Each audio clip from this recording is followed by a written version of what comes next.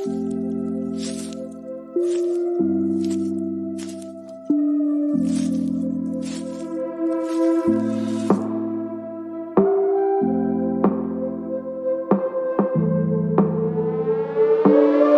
name is Cassy Summers. Welcome to the Curious Universe podcast.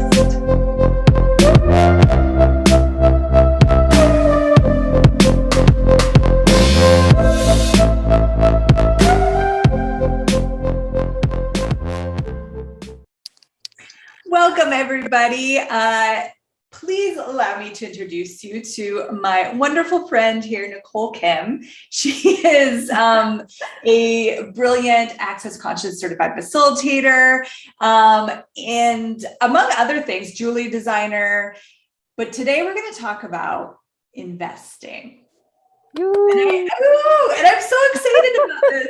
I'm actually really curious to know more of what you know and what we can explore in this area that's really different than the typical investment webinar that someone might go to, kind of thing. Okay, cool. Thank you. Thank you so much for inviting me here. Thanks for saying yes. So one of the first things, Nicole, could you even just share, go back to when you first even considered investing, what drew you to it, and what were some of the first steps that you took?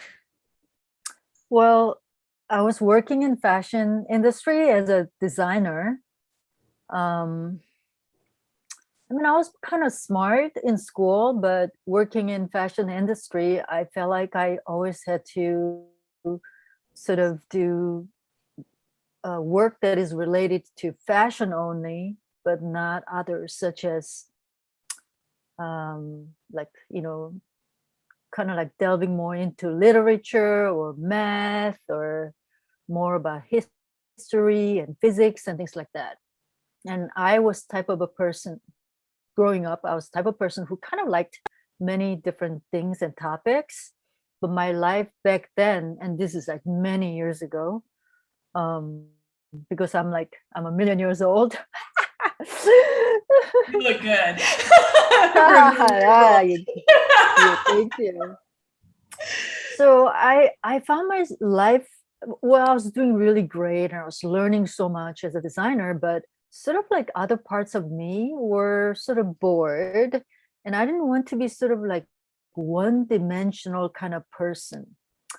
And then, since I was living in New York City, I had access to some people, or some of my relationships evolved around, some people who worked in Wall Street, right? Like in New York City, there are lots of people who work in finance, who work in Wall Street, and people talk about stocks. And so talking about, oh yeah, my dad bought his house from the money he made in the stock market. Or, oh yeah, I'm building a new house in Hamptons because my stocks did really well last year. Like that sort of comments would always pop up.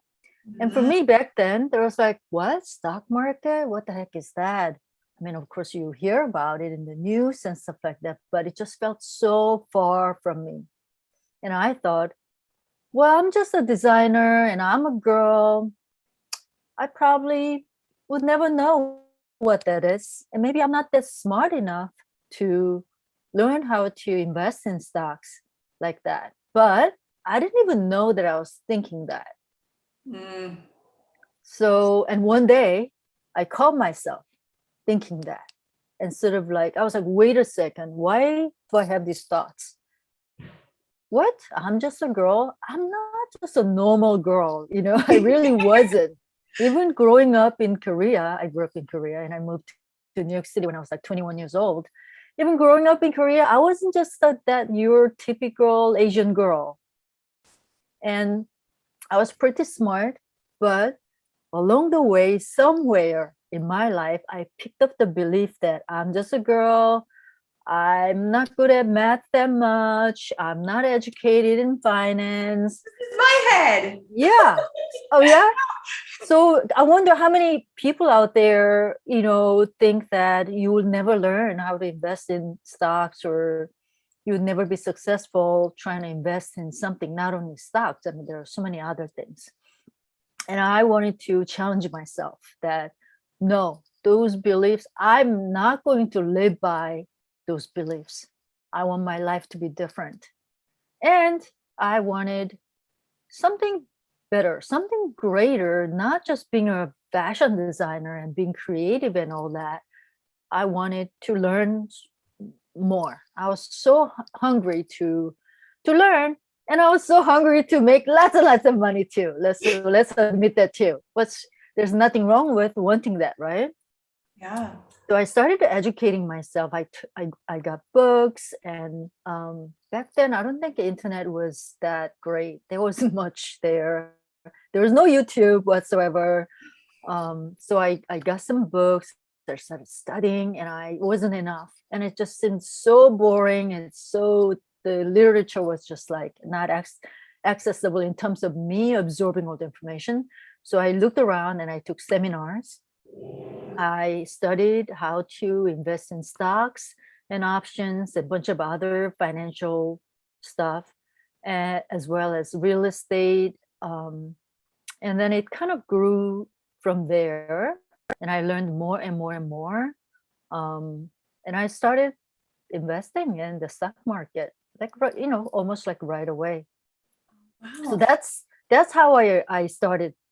And oh, another thing. So I work for really big companies, like multi-billion dollar, companies, and they started giving me stock options to reward me for the great work that I was doing for them. And I worked really hard, and I really just dedicated myself to offer them the best I could. And they really liked my work, and they gave me this like options award. They were worth a lot of money. I mean, I was so young and I was so clueless, but I knew how many zeros they were written on the piece of document they gave me as an award, that this is stock option. We're awarding you for all your efforts and dedication, blah, blah, blah. And I looked at the numbers. I was like, oh, wow, right? And Yeah. I didn't even understand how options worked either. But later on, I was like, no, I'm going to learn this. I'm going to learn this. Not right away, but I educated myself to learn that. And every time I moved between companies, whenever I go to a new company to work for them, I'll receive their awards or bonuses in stocks. And I learned how to use them to my advantage. And I noticed that a lot of my friends in working for those companies, they were not making they were not taking advantage of this system. And there was 401k as well. It's a retirement option that a lot of the big companies offer. And I invested in them, and I just really did well. And I was using everything that was the company was offering to us for free, because sometimes they match up to the money that you invest in those 401k. So basically it's like free money, and your account grows more and more and more. And I was able to buy a great apartment in New York City. But I looked around and none of my friends were doing it. They were not utilizing the system and the free money. Yeah. Wow. So what was it like for you to educate yourself? Was it as difficult as you thought it was going to be, or did you have to kind of let go of some of those points of view of who you had to be able to even understand how this works? Well, as I said, when I caught myself that no, I'm not going to lead a life like some other women or some other people out there, thinking that they don't have any more choice, they don't have any options. I wanted my life to be like limitless, Yeah. filled with infinite possibilities. And I wanted to have fun, like being able to invest and being savvy with money and finance and all that meant a lot of fun for me. You know what I mean? So I didn't have, it wasn't hard for me. It's not like I'm like super smart. And also I don't think that you need to be super smart in order for you to become a good investor. I think it's, for me, it started with my desire to be greater, desire to have fun, desire to create more money using all the systems and tools that are available out there. And I wanted my life to be kind of interesting with like different parts to me. Like, as you know, Cassy, like I'm very creative. So I do a lot of creative work and I love making things with my hands. And I think I shared with you one time that I just love creating things using my hands, whether it's a drawing or painting or making jewelry and like, helping other people and contributing to other people in terms of facilitating and offering certain consultation services. So, it's like my interests don't end in just a few things. I just really love my life in terms of how much fun I could have and continuously add more to it. And thanks, Nicole, you're really showing me the energy of like this play. That's almost like a playground with the investments and stock options. And it's like people that like to have a lot of things going on and a lot of little, and like, oh, this is like a humanoid playground. It totally is. Yeah. But you know what? Growing up, my mom, she was so fed up with her friends who lost a lot of money in the stock market. So what she would tell us would be something like, do you do stocks? She would call me from Korea, like, do you do stocks? Don't even pay attention to those. So when I was growing up, I thought stocks are really bad and you should not invest in them. But years later, when I educated myself and I was using all the systems to my advantage, I was like, wow, what was in my mom's mind in a way that she had to sort of limit the growth or education or expansion. You know what I mean? So I'm sure there are a lot of people who sort of are blocked by other people's beliefs or their hurts and wounds. And I know there's some people lost a lot of money in the stock market, or they lost their investments. So there are people like that exist as well.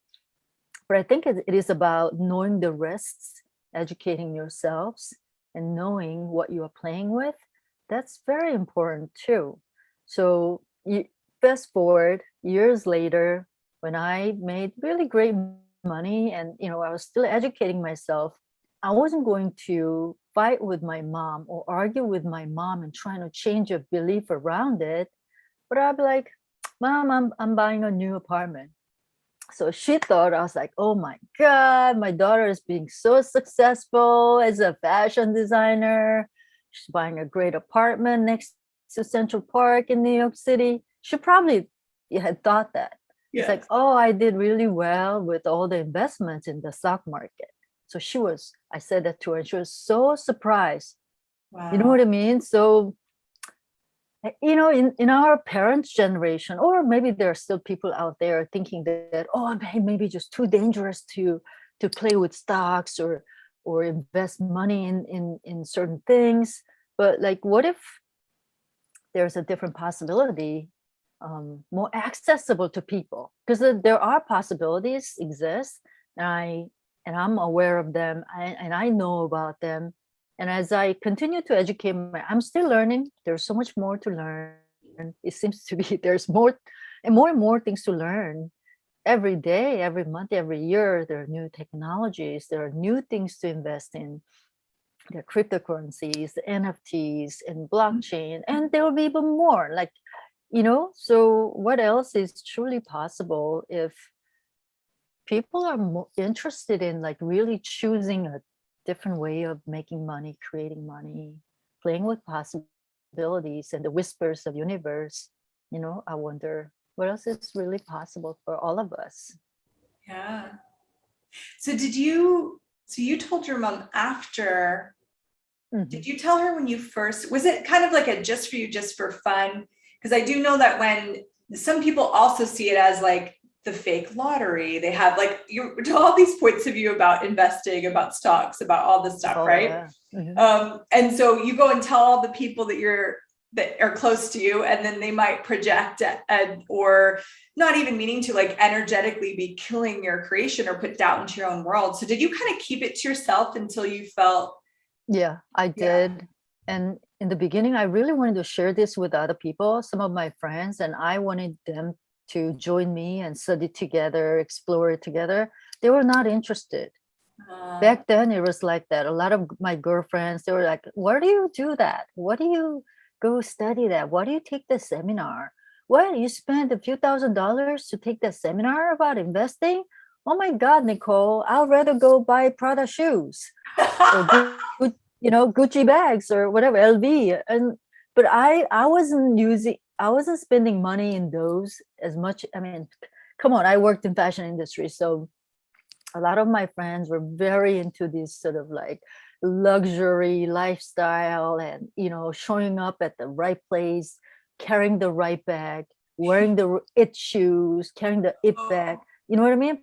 But for me, around that time of my life, I was like, I want to learn. I was so hungry to learn all these things. So it was just a lot of fun. And so I kind of like stopped sharing what I was learning, what I was, creating, because people are just not interested in finding out what I was doing. And to my mom, even if I try to explain things to her, it was just way too much against her own belief around stock market, or you know what I mean? Because she already made up her mind that such and such is bad. Therefore, you should never invest in things like that. And my mom was very successful, so she knew what one should do or one should invest in. Invest in the land, invest in the houses. You know what I mean? Like, she had her own fixed points of views around money, growing money, and investing and expanding your accounts that, yeah. Because like some, you talk to some people, and when people make really great money with some things, they have their very fixed point of view with that, and everything else is no good. Right. You know Because they what I found mean? the right thing. Yeah. Rather than exploring the infinite possibilities of everything. Right. So even the word infinite possibilities, what? What are infinite possibilities? You know what I mean? So like when I'm like, wow, when I talk about infinite possibilities, my mind goes like, oh wow, like my energy space like expands like this, and I'm like, you know. Yeah. But they were like, what? Get serious. Get Can you serious. be realistic, Nicole? Can you be realistic? You need to be serious. Does investing need to be serious? Because that's another point of view I've been aware of. It's like, it's so serious. No, it doesn't need to be serious. Seriously, like I have fun and I do it my way. And I always ask for more ease, more joy, more glory, more fun to show up.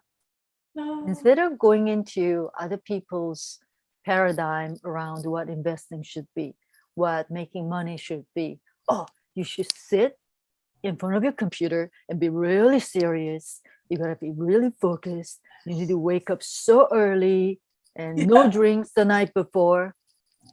No, I don't do it that way. You know, I've tried it actually. I read many books of great investors of our history since the stock market started. There are many amazing investors in history, right? So I read the books, study their methods, study their lifestyle, what made them so successful. And I try to take on their stuff, like take copious notes, put all the post-its of what they recommended, what they did. It worked. They worked to a certain level. But certain things were like so wonky and weird and didn't work. I lost money because of it. So I tried this thing, for so many years, and I was like, whoa, they worked because they made them. They're different. They're different from me. They worked for them. Their sort of points of views or rules or approach or methods, they work for them, but it doesn't mean all those will work for me, you know? Yeah. So Yeah, I mean, people have the craziest response when I say this. Okay, one of the greatest investors, Warren Buffett, following his methodology, I do some of the things that he used in terms of the technique and methodologies in a wise, but it really occurred to me that I'm not Warren Buffett and I don't have an account like his account, right? And I'm so different from him. So I studied from the books and videos and everything. People researched so much about him and many other people. Would he work for me 100%? No, they really don't. So So I do it my way. how did you discover your way? Oh, by like fair trial and error, and also I was just like being really stupid trying to emulate them. And I thought that was the best way. Copy what they do well. And I thought I'll become like them, but it didn't. So, it's like, why doesn't work for me? Like after so many times trying that, wow, I guess I'm not cut out to be a successful investor. I had that thought. And then I found the Access consciousness. And in Access, there's all about being you, no matter what you do, for work, for play, for making money. So when I heard it, and there's a great book by Dr. Dain Heer, Being You Change the World. So I read the book, and there's so much about really honoring me, just the way I am, who I am, what I choose, what I love, and it's all okay.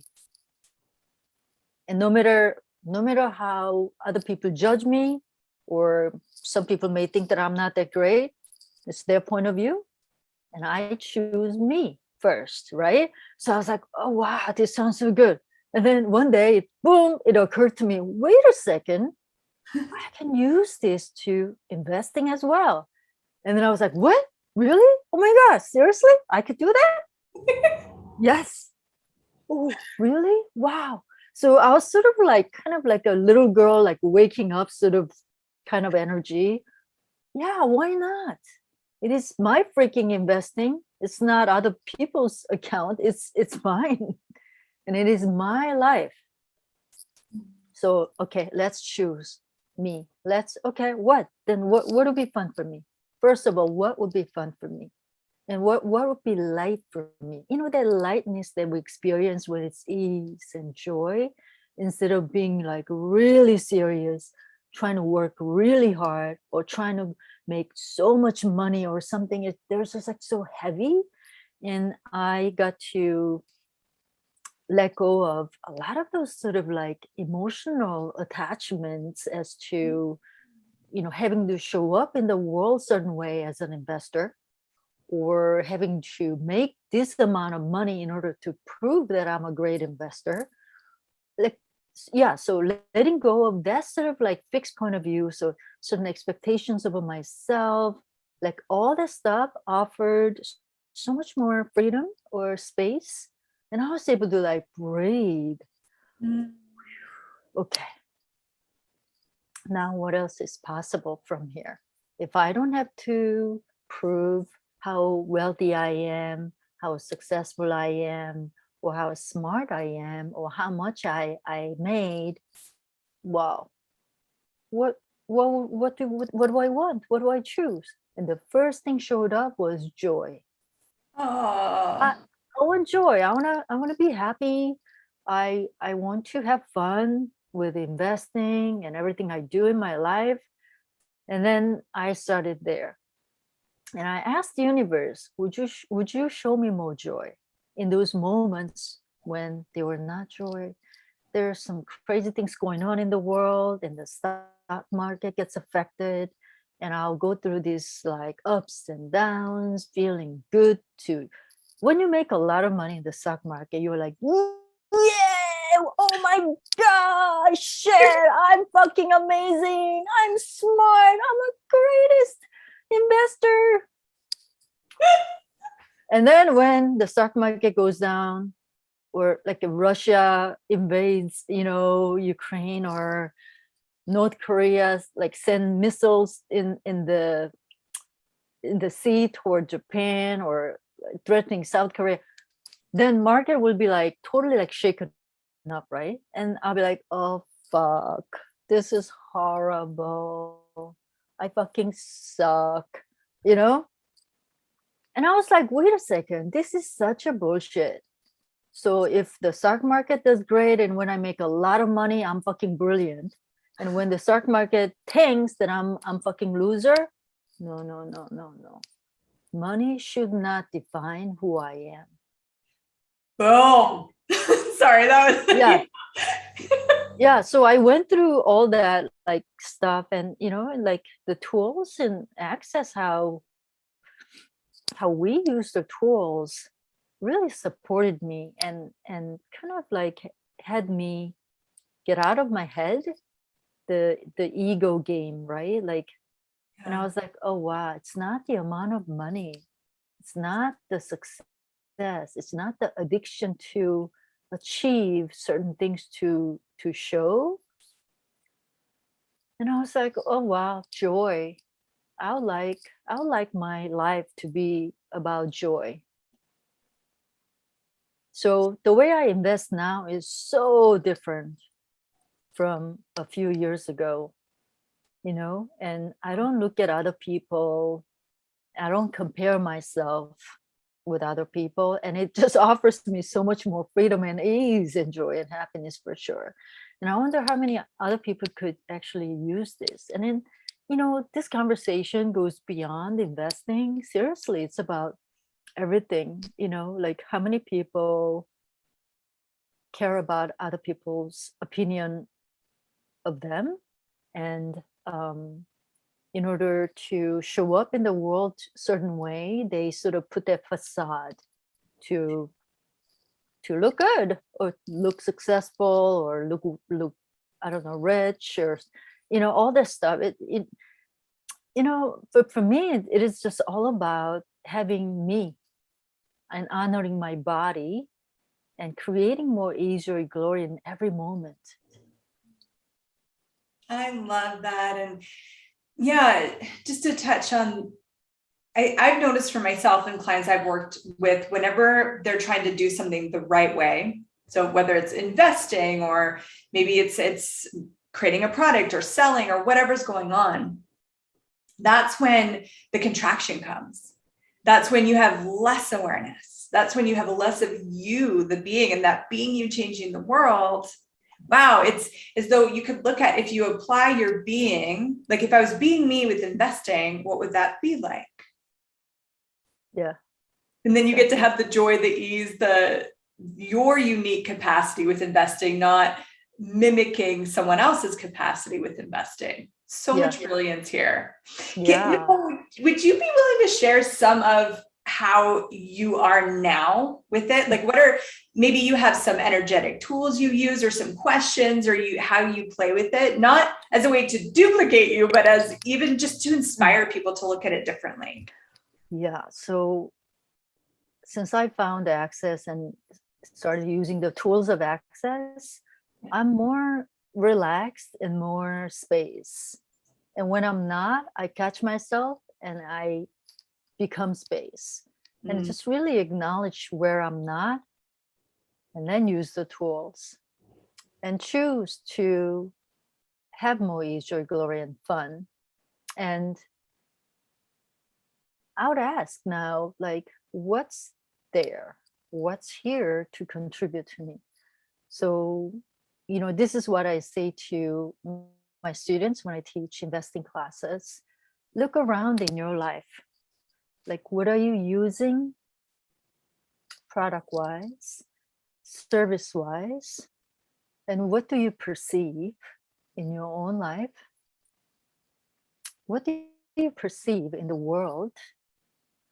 What are there that is asking for your contribution? Because when you invest in things, you're actually contributing to that company with your money. So what's asking for your contribution? So for me, I ask a lot of questions. It's like, nonstop questions, but kind of like, I don't know, just a lot of space and a lot of ease. And I walk around. And when you go shopping, people can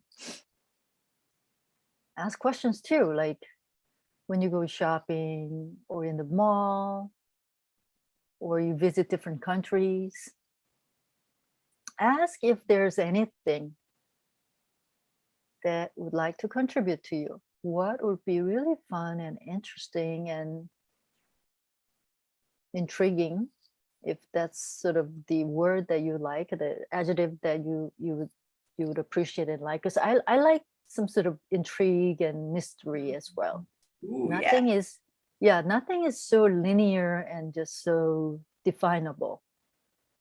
And then things will show up, whether it's a people or products or services. There's this sort of whispers of universe. And if you're just open, they will pop up, show up, either through in many different ways. So for me, the way I experience these sort of phenomena of things show up in my life, it's just like ping, right? It's like a little like ping. Sometimes it'll show up that way, literally words. And I think a lot of people have this sort of like psychic power of tapping into the energetic field, because we're just all open, right? We're not just this like little body that you see me as this. We're actually all space and energy and consciousness. So wow, what's there? And I'll do my symphony. Yeah. And then like, ooh, what else is truly possible? What can I have fun with? Are there any kind of things that is asking for me to invest in? Wow. And I'll walk around that way in the mall. Or I go out to restaurants and talk to friends or meet people, and people will just literally show up and start talking about certain things. I was like, oh, that seems to be very there's like this. When some people talk about certain things, there's that energetic charge. I'm like, wait, what's that? Tell me more. Or I quickly Google at home, like when I come home or on my way home, and it's like, oh wow, that's so interesting. So I research. My mind goes like crazy, and then boom, I find things.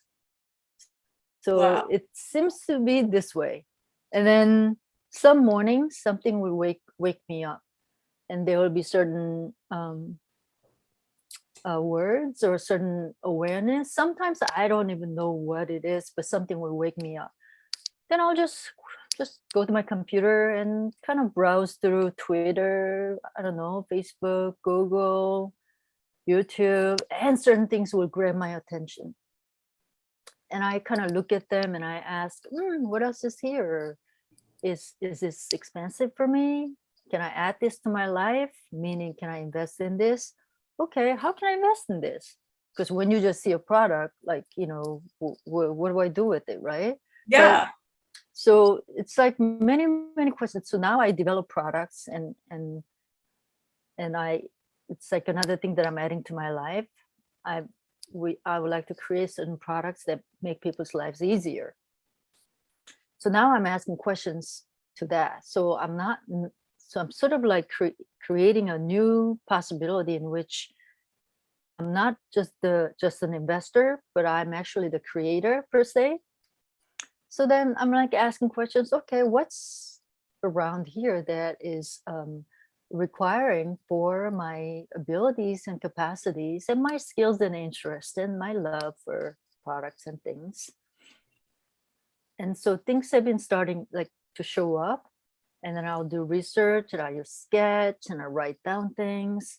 So it's very it's like a dance, you know what I mean? Like a kind of different kind of dance. Like it's hip hop sometimes, it's like jazz or classical ballet. In order for, like, if I were to express this energy in terms of dance, Yeah. it's very staccato, so it's never the same. And I really, really love and appreciate that, because I get bored easily.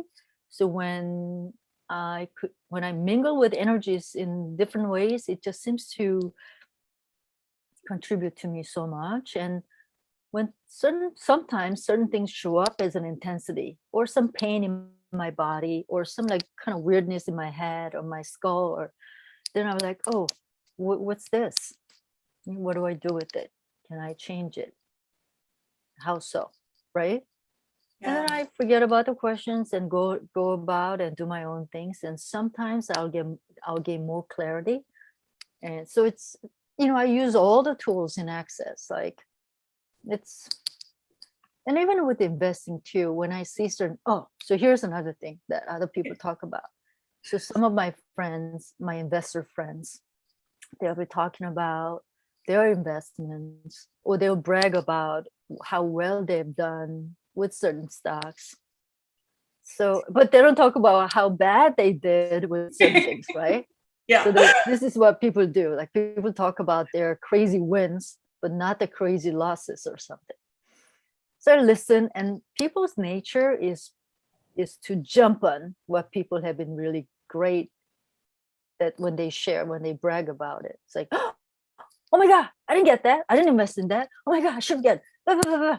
And so what people do is they go and they buy them without even thinking, asking questions, no research whatsoever. So I made this mistake many times, thinking that, oh my God, I'm so late. I gotta get on this game and make money like other people. Didn't work. Really, like most of the time, things like that didn't seem to work. So I make sure to ask questions. Wait, is this going to contribute to my life? Certain things make me money right away. So it's like direct, it creates the direct result in order to grow my money or wealth. But certain things contribute to me in terms of educating me, offering me more opportunities or possibilities, just because I invested in it, in a particular thing that introduces me to something else and else and else. So certain things I gain monetarily, but certain things I gain more awareness and have access to different opportunities or different possibilities. So that's what I've been noticing. So I ask, will this make me money? Are you going to go up? I'm talking to the stock. Are you going to go down? And I learned so much using the questions, that and each stock has different energy. Like it's really interesting.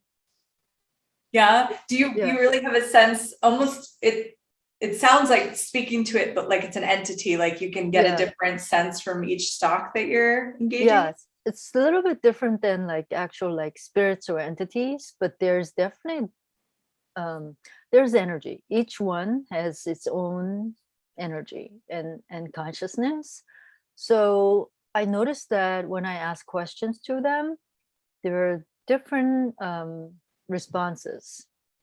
Some are very quiet, some are very energetic, some are like it's like and some are very like really intense. But some wakes up my body. It's like, ooh, oh my God, yeah. And some Yeah. are like, oh wow, this is sexy, I gotta own this, that sort of thing too. Yeah. And then like asking, when can I sell you?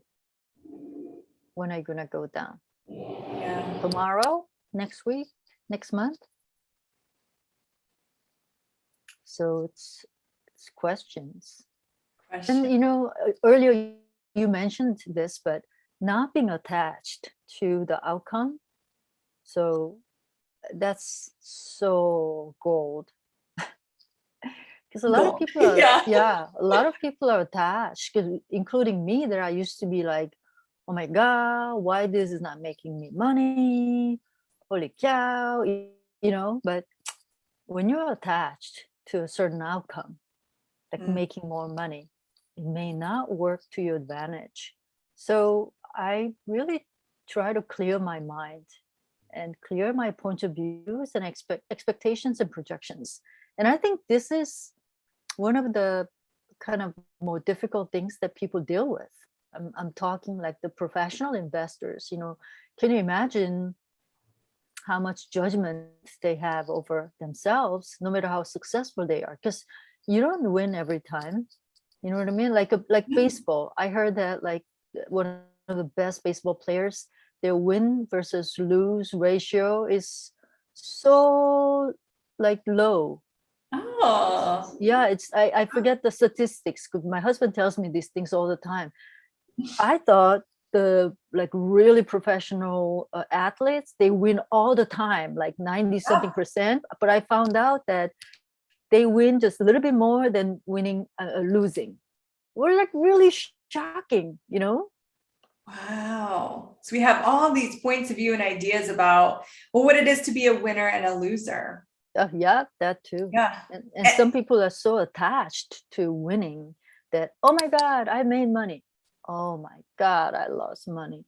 And there's so much emotional point of views attached to their results that it drives them crazy. Yeah. Well, I love how you said you don't let money define you. Yeah, that's so powerful. And I get this is where the right and wrong comes in too, is that it also has that winning and losing.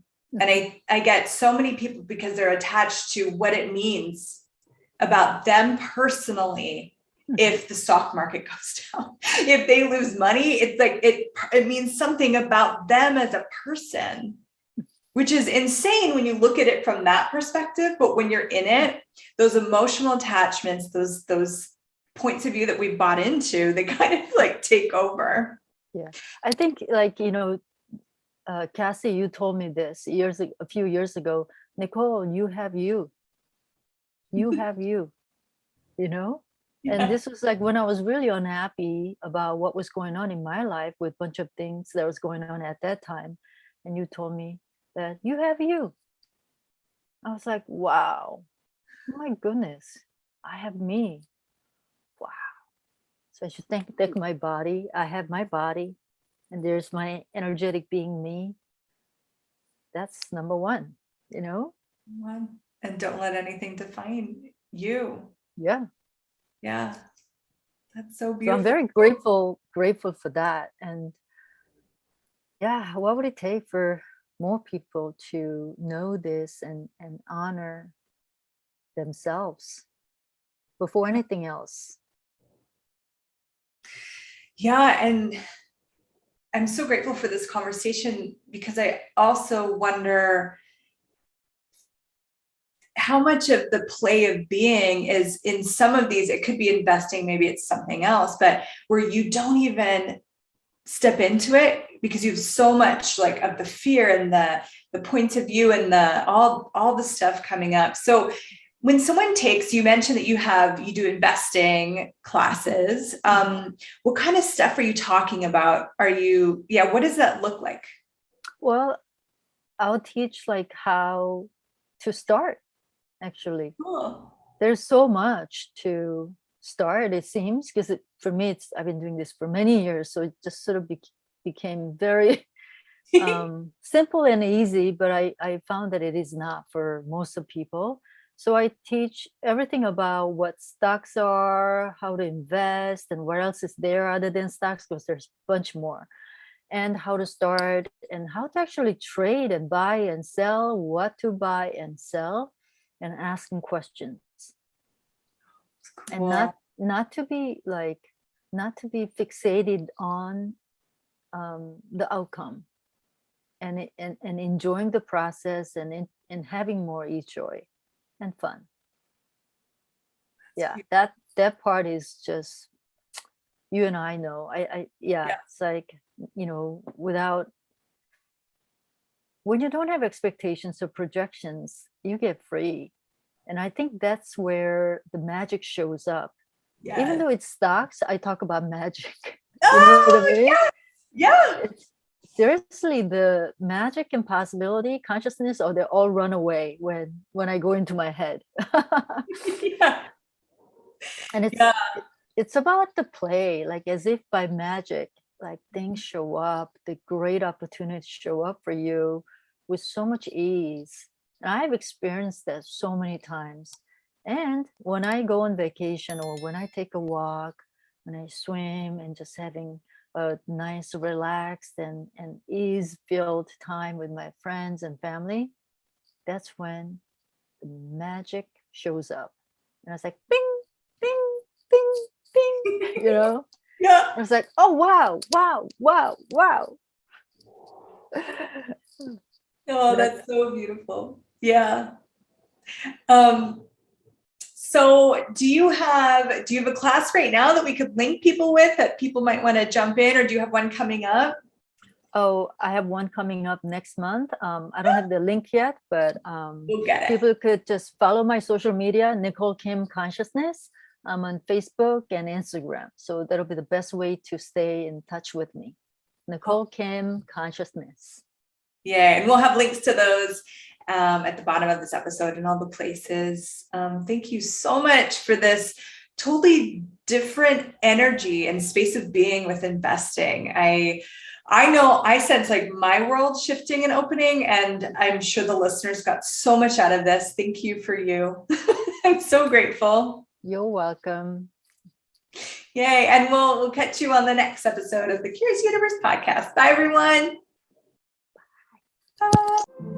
Thank you for exploring the curious universe with me. Your curiosity matters. And what if together we could create a greater, more curious world?